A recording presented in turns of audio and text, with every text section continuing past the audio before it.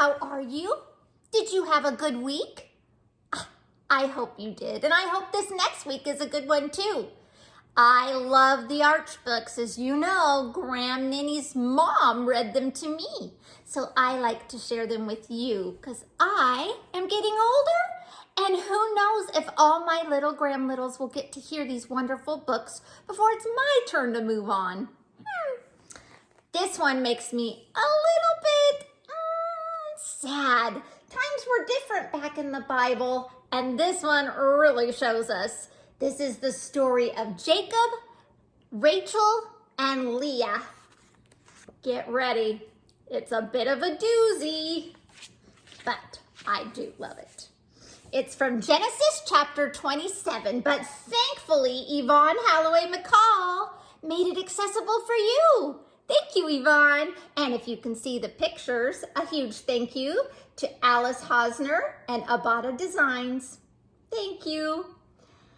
It used to be called The Farmer Takes a Wife, The Farmer Takes a Wife, but now it's called The Story of Jacob, Rachel, and Leah. Here we go. Jacob peeked through the goatskin door. His parents were having a council of war. The problem in question they had to decide was where to find Jacob a suitable bride. Glad my parents didn't find my groom. There isn't one in all of the land, his mother said with a wave of her hand. There are plenty of girls like the one next door, but Canaanite women are really a bore. So they didn't know where somebody acceptable in their eyes was. So they called him in, and his father said, Jacob, we think it's time you were wed. In a distant land, your mother's brother has a couple of daughters.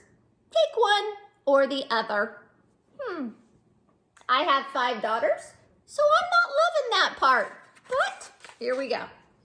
It was a long, long way for a bridal hunt, and he wondered just which of the 2 he would want.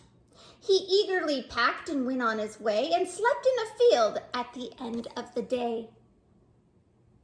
I don't even think I'd like the idea of picking one of the brothers if they were brothers.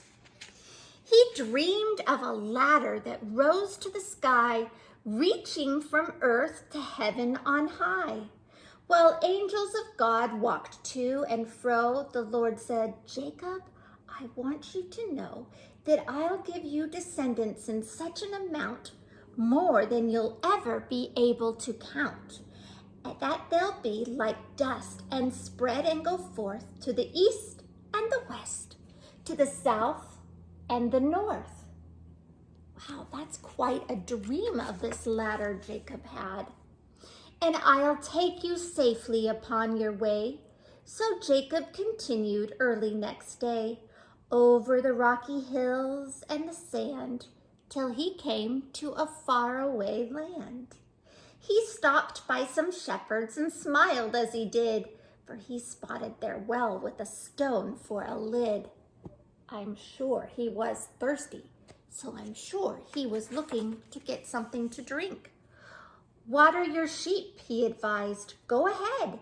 We can't. We must wait for the others, they said. Suddenly, then they hushed their talk, for a barefoot girl who was tending a flock appeared on the road as golden as sun.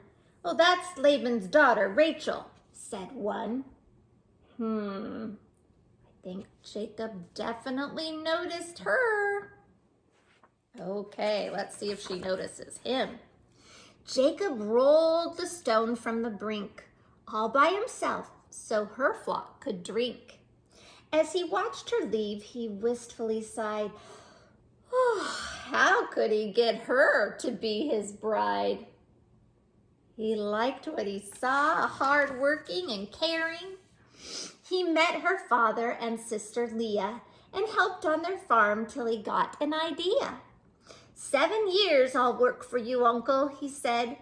I'll give me your daughter, if you'll give me your daughter, Rachel, to wed. Leah was jealous, for she loved him too. but only the beautiful Rachel would do. He loved her so that the years went fast, and he worked in the fields till the time had passed. Okay, he and his uncle made a deal. Let's see what happens. And because of Jacob, Laban knew the number of cattle, his cattle, Laban's cattle, grew and grew. And Laban got richer than ever before, but still he wanted more, more, more. His narrowed eyes began to gleam, and Jacob never suspected his scheme. Oh, what scheme? What do you think his scheme is?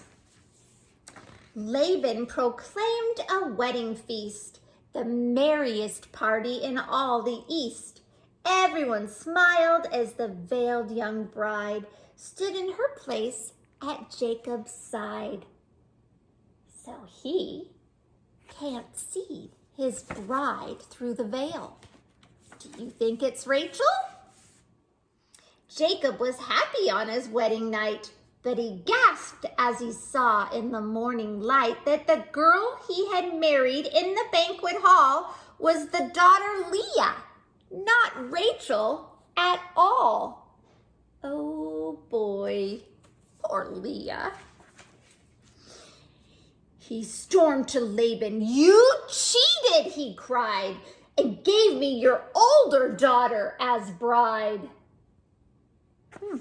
Bet she was a little more mature then, huh? Laban snickered. His trick had worked. "Oh, didn't I tell you?" he asked as he smirked. "A younger daughter must always wait till her older sister finds a mate. So I couldn't have given you Rachel to wed. I had to switch Leah, give you her instead."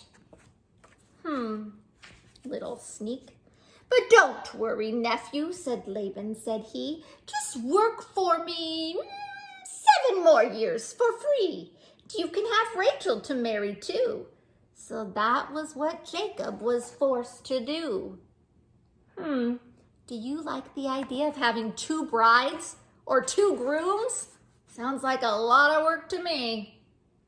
Still, Jacob remembered that long ago night and how God said the whole thing would turn out right. So Jacob chose faith. He does get Rachel too. Spoiler alert, but this is a little bit of a to be continued. Stay hopeful, stay true, and be wonderful, special little you.